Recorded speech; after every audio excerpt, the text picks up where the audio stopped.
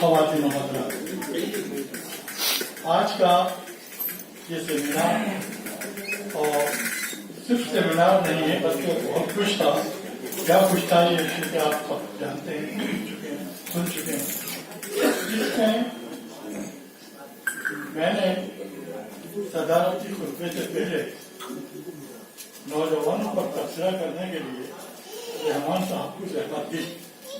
उसकी एक खास वजह उम्र में खुद ही हर मकाले में जो है गुफ्तगू करता हूँ, लेकिन ये है कि मेरे मिजाज में कुछ मुहब्बत है और इस वक्त इन नौजवानों से जो बात करना थी, जो यूनिवर्सिटी से में तालीम हासिल कर रहा है, मेरा तालीम यूनिवर्सिटी से, लेकिन एक ऐसा शख्स कि जो इन सारी चीजों को बंदियों से ताल्लुक नहीं रखता और वो बिल्कुल जो सीधी सच्ची बात है, चाहे किसी को अच्छी लगे बुरी लगे, बिल्कुल साफ अंदाज में कह दे तो नौजवानों को दरअसल ऐसी लोगों की जरूरत है। मुझे हैदराबाद में एक बार एक शख्स मिला था और वो कहने लगा कि साजिश लेकिन कोई दाना दुश्मन नहीं, दुश्मन तो कहीं मिले हैं लेकिन कोई दाना दुश्मन नहीं मिला, तो तलाश करो और नहीं हो तो बना लो किसी दाना दुश्मन, क्योंकि दाना दुश्मन जो है वो आपको जो है आगे बढ़ाएगा।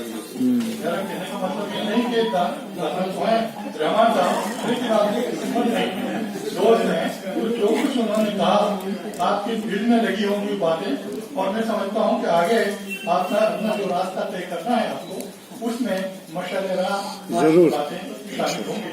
ये आज के इस प्रोग्राम की बहुत ही अहम बात है। अब मैं आता हूँ, अब चूंकि इतना वक्त हो चुका है और आकर पढ़ा पढ़ना शुरू कर चुकी होंगी, आपकी नहीं तो मेरी तो पढ़ी रही है। जो मैं ख्याल के प्रोग्राम में सिर्फ गालिब की एक नस्ल का जिक्र करता और गालिब की शायरी पर इतनी गुफ्तगू हुई और इसमें सिर्फ यक उनकी बातें रही। यह तो इसलिए कि उनके सिर्फ जो मुख्तसर सा दीवान है उर्दू दीवान, उसी पर बातें हुई और हकीकत में उनका जो कलाम है आज दीवान जो है वो दीवान फारसी है जो उर्दू से 10 गुना ज्यादा है, उस पर जो है कोई गुफ्तगू नहीं है। और उसी दीवान में गालिब ने उसके बारे में कहा कि मेरा कलाम हमें देखना है तो आप फारसी कलाम दे दीजिए।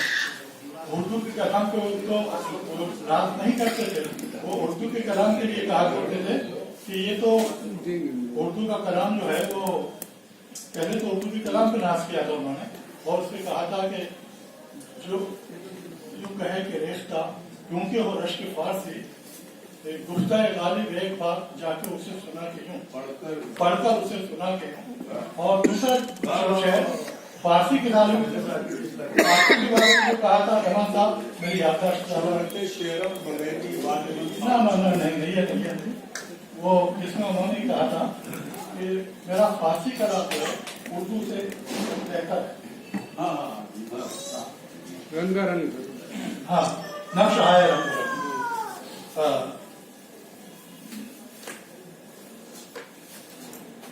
नक्श आया से निकल रहा है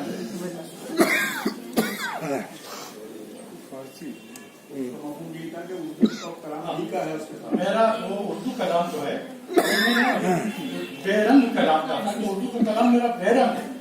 अब बेरंग से मतलब जो है हम उर्दू वाले ये समझ लेते हैं कि जिसका कोई रंग नहीं, लेकिन फारसी में इसके जो मानी है बेरंग के, वो ये नहीं कि जिसका कोई रंग नहीं।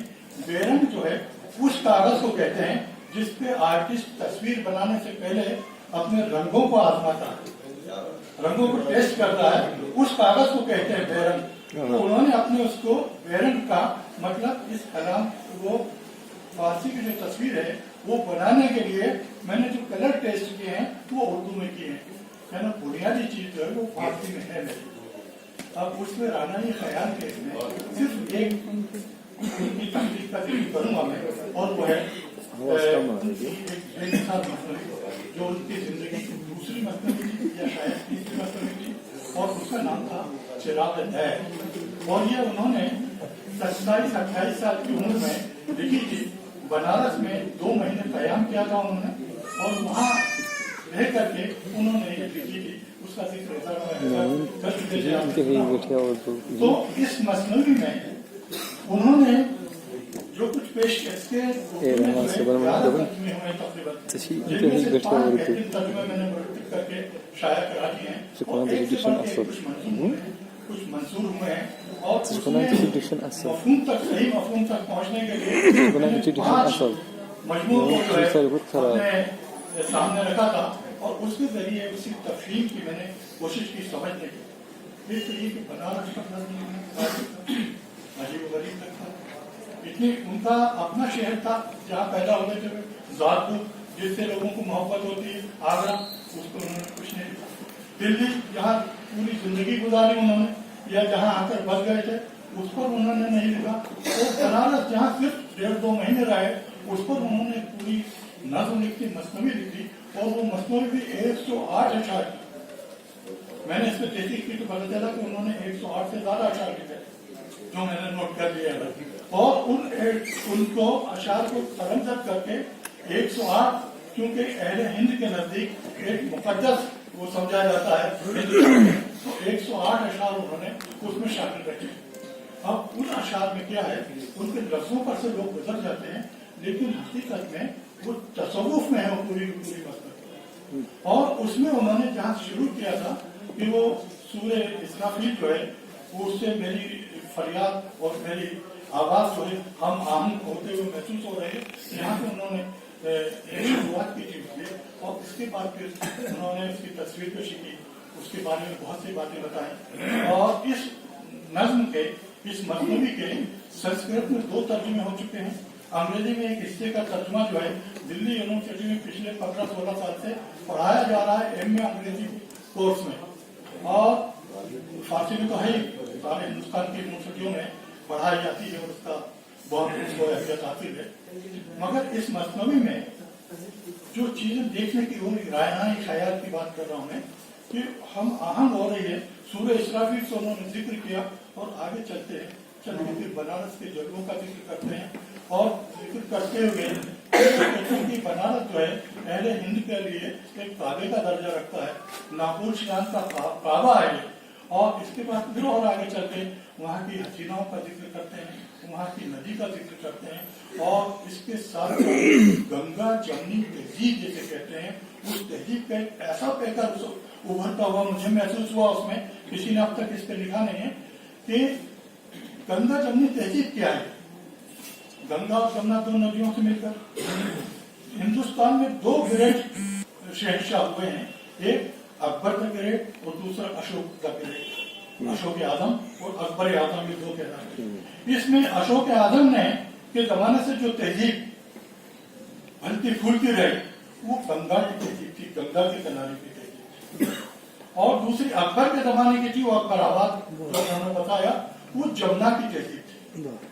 गालिब जमुना की तहजीब वाले धारे से वो रखते थे, लेकिन जब वो वहाँ इलाहाबाद पहुंचे वहाँ उसका संगम हो गया और इसके बाद गंगा से उनका जो वास्ता, पहली बार गंगा से उनका वास्ता कानपुर में पड़ा था, लेकिन वो बीमार थे, बीमारी की हालत में वहां से लखनऊ के लिए निकल गए थे।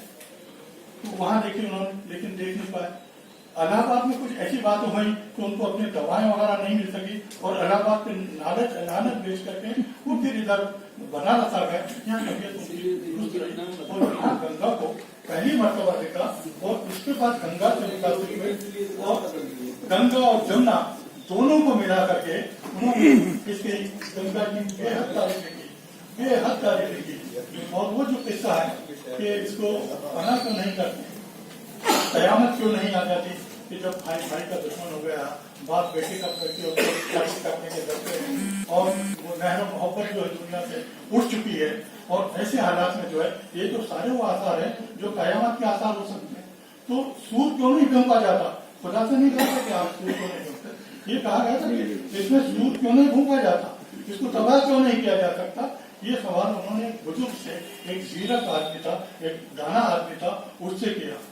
तो सारी बात सुनकर मुस्कुराया और कहा कि उसने कहा कि कौन सी चीज माने आ रही है सूर फूंकने में, इसकी तबाह करने में, कयामत के आने में। तो कहता ये है और साने कुदरत ये नहीं चाहता कि इतना खूबसूरत और जो रूहानी और फितरी मनाजिर से भरा हुआ है ये जो है तबाह बर्बाद हो जाए कयामत करने से सामने कुदरत नहीं चाहते, इसलिए इसको जो है तबाह नहीं किया जाता। फिर और आगे चलते हो, आगे चल करके और दूसरे एक जगह रुकते हैं और रुक कर कहते हैं ये साली को साली का गवर्नर जनरल से मिलने मुकदमा लेकर कलकत्ता रास्ते में रुक जाएंगे और यहाँ जो है साकिन हो गए वो, तो इसका एहसास होता उन्हें, अपने घर के लोगों की याद आती है, अपनी जिम्मेदारियां याद आती हैं और इसके बाद जो है वो अपने आप को फिर ताज़ा दम करते हैं और ताज़ा दम करके वो कहते हैं कि ये बनारस जो है ये तो जो है मुझे जकड़ रहा है, इसके जलवे मुझे डुबा रहे हैं और नहीं रहने को मजबूर कर रहे हैं मुझे, जो मुझे नहीं करना है। और इसके बाद फिर वो नए अर्थों के साथ अपना सफर शुरू करते हैं, मतलब साकिन से फिर साजिद तक जाते हैं। ये उनका बुनियादी ख्याल है।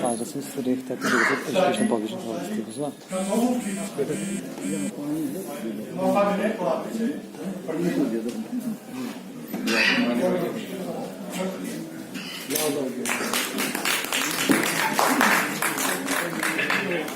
बहुत शुक्रिया